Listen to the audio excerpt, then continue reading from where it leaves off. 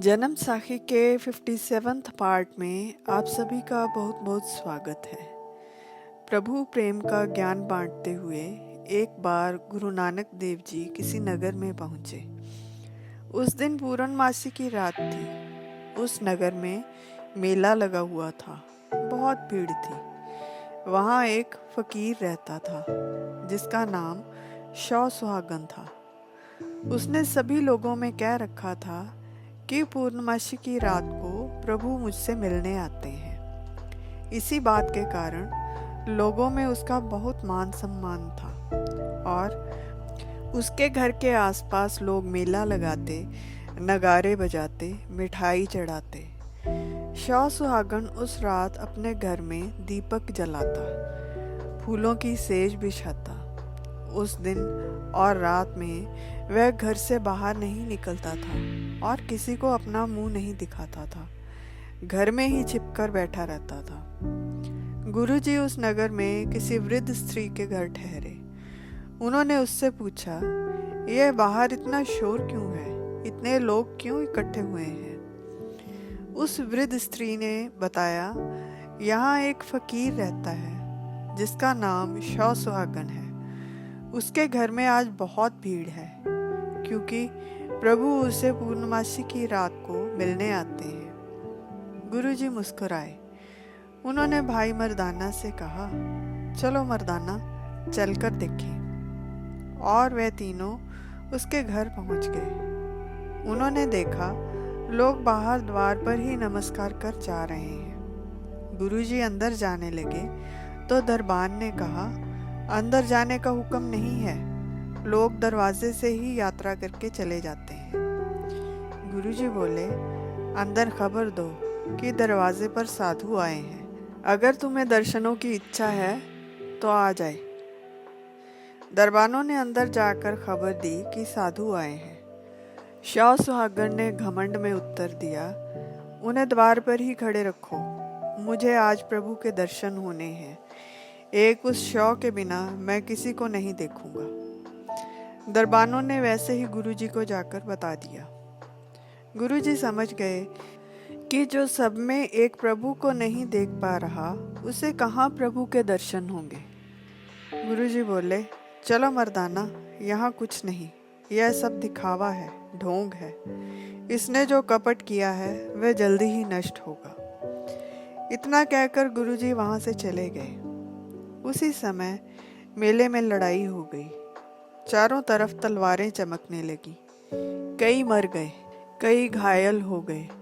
वहाँ लूट मच गई। बलवान लोग पराई वस्तुएं लूटने लगे।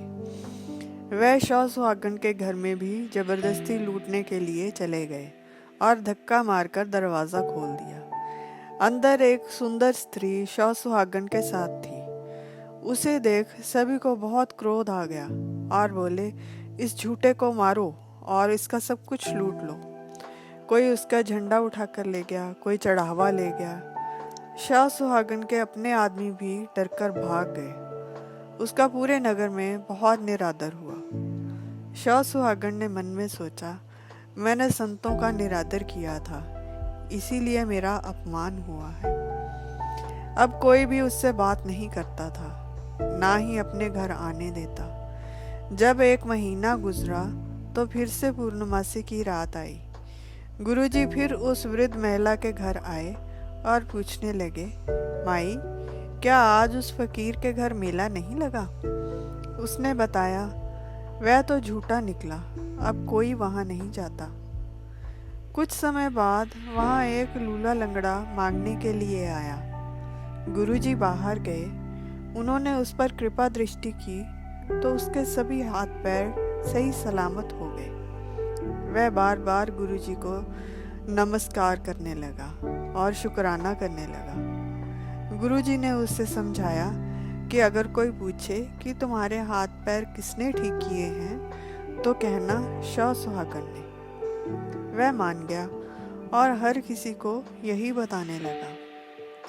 एक दिन वह शौ सुहागन फकीर को मिला। उसने भी यही पूछा कि तुम्हें किसने ठीक किया। जवाब में उस व्यक्ति ने शौ सुहागन का नाम ले दिया। यह सुनते ही वह समझ गया कि यह वही साधु हैं जिनका निरादर कर मैंने भेज दिया था। उसने विनती की कि मुझे भी उनके दर्शन करवाओ, तो उस व्यक्ति ने बता दिया कि वह एक बूढ़ी महिला के घर ठहरे हैं। वह तुरंत गुरुजी के पास पहुंचा और अपने व्यवहार के लिए माफ़ी मांगी। गुरुजी ने उसे उपदेश दिया कि तुम हर किसी में उस शौक को यानी प्रभु को जानो और अच्छा व्यवहार करो, तो तुम्हें प्रभु के दर्शन होंगे। इस पर शौ सुहागन ने पूछा कि हम सभी से अच्छा व्यवहार कैसे करें जबकि वह हमसे बुरा व्यवहार करते हैं। उत्तर में गुरुजी ने एक शब्द गाया जो अंग 144 पर अंकित है, जिसमें वह प्रभु को प्रेम सहित कहते हैं कि अगर तुम्हें अच्छा लगे तो हम हंसते खेलते हैं, अगर तुम्हें अच्छा लगे तो शरीर पर भस्म लगाते हैं, सिंगी बजाते हैं, शंख बजाते हैं, पवित्र ग्रंथ पढ़ते हैं और मुल्ला या शेख कहलाते हैं। कभी राजा बन जाते हैं तो सभी रस भोगते हैं।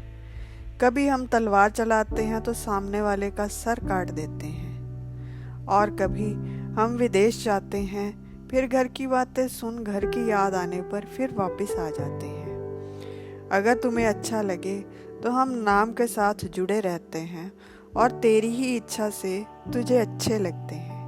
नानक एक ही विनती करता है, बाकी सब झूठ कमाते हैं।